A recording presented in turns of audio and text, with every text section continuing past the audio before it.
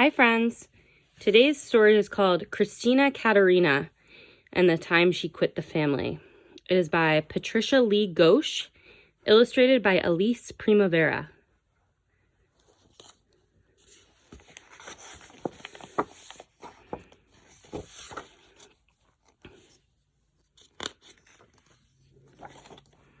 The dedication says, "For Christine's Michael, PLG, for Nanette Stevenson, EP."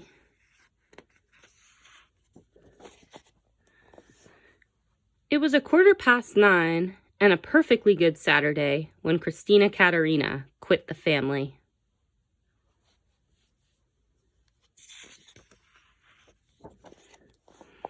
Always before she had liked her family. She liked her mother even though she nagged a little.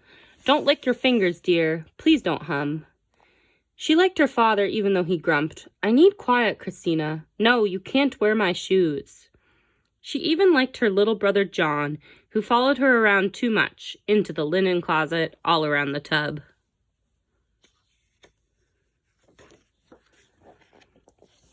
But on that perfectly good Saturday at 9:15, John and 3 friends landed in her room, attacking her bears with laser beams and capturing her chair. Her father came in with his fingers in his ears, shouting, "This time, Christina, you've gone too far." Her mother ran in behind him, shouting, "This room looks like a war." Nobody even knocked.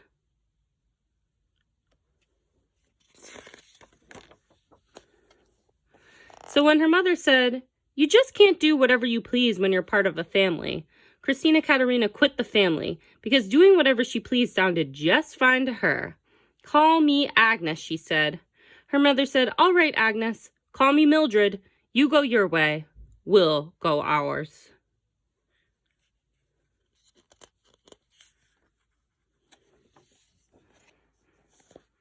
And Agnes and Mildred divided the house.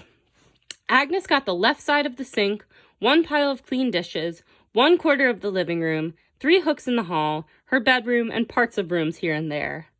Mildred and the family got the right side of the sink, the cupboard, 3/4 of the living room, 12 hooks in the hall, and the rest of the rooms here and there.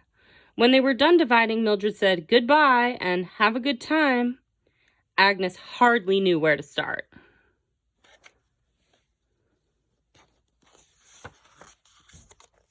That night, she made a peanut butter and potato chip sandwich for supper and ate it under the table with 3 bears and a hippopotamus who never once said, "Don't lick your fingers," or "Please don't hum," and she left her crusts, all of them. On Sunday, she ate under the table whatever she pleased, and she turned 1/4 of the living room into a circus. She used the chairs to cage her gorillas, tamed the lion in the fireplace, and didn't put anything at all away when she changed her mind and started to play train. It saved all sorts of time.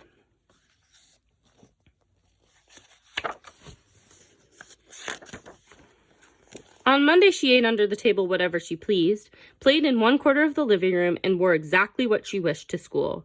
Her silky blue flouncy dress. She fixed her hair especially to match, in sweeps and curls on top.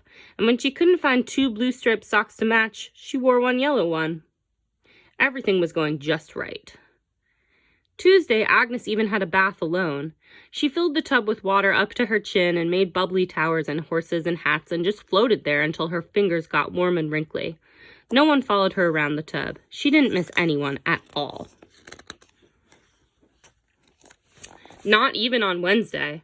That day, after she had eaten what she pleased and played where she pleased and dressed as she pleased, she and her orphans decided to stay up all night.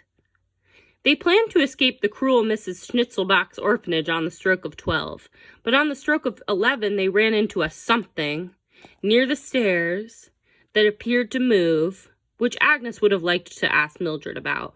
Only Mildred was asleep. So was Father and John. But Agnes very suddenly got sleepy anyway and disappeared by the stroke of 12.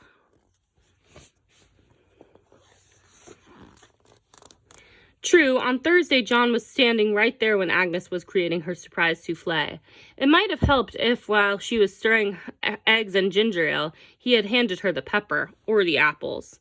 She might not have reached for them and tripped on the broom and broken the bowl and knocked over the garbage and let the dog out. "I don't know any Agnes," John said.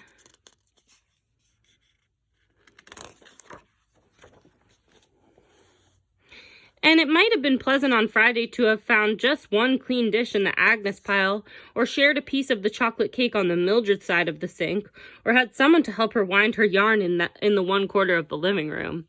The chair was quiet, but no help at all. No one even noticed.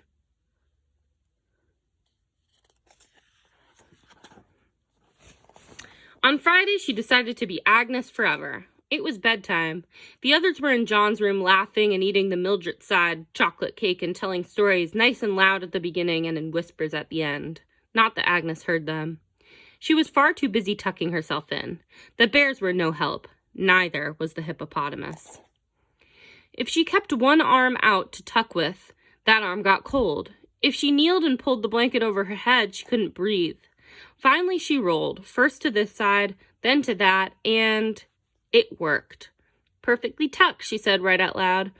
I certainly don't need anyone around here, she went on. That's for sure, she added. Nothing better than doing what I please. But there was silence.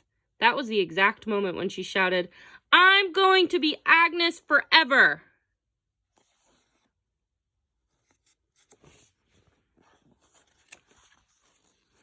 And she would have, except for poor Mildred. She knocked on the door and tiptoed in. Agnes, she said, please eat this end piece of cake. Everyone else hates so much frosting. After all, Mildred did say please. And Agnes, would you tell John a story? He only wants a blood-curdling one. It was true. No one could curdle blood like she could.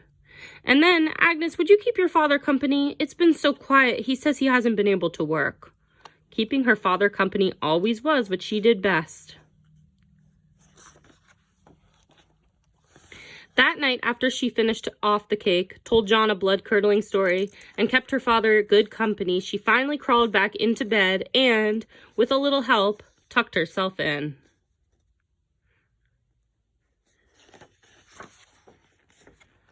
A few moments later, Mildred called down from the hall. Good night, Agnes, she said.